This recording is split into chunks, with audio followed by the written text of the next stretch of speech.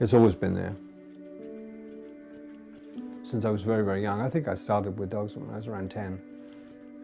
But I think grooming dogs has been very much like a substitute for people. So even when I was in London working for the civil service, I still had my own private grooming service. I would go around to people's homes and do their dogs.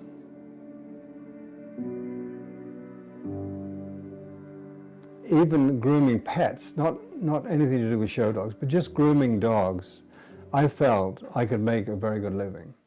I went about looking into how I could emigrate to the States, but I did fly to Los Angeles and then eventually did settle there. Good boy. I worked for a pet groomer, and I walked in and I said, "Do you need a groomer?" And she said, "Well, are you any good?" And I said, "I don't know. I'm not sure if I'm any good because you have dogs here that we never have in England." I said, "I certainly know how to use a pair of scissors." And she said, "Well, I'll tell you what, my daughter has a grooming shop in Beverly Hills. Why don't you go and see her and she can tell me if you're any good or not."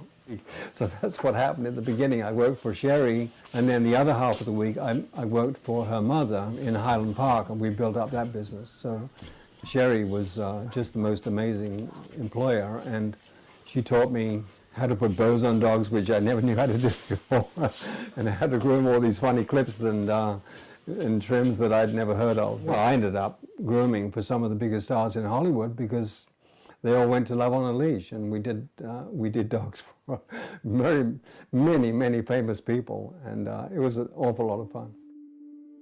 I've always really enjoyed the challenge of grooming, and it is a challenge because you're turning something into not always a masterpiece, but you're turning it into something that's very, very presentable and very artistic and pleasing.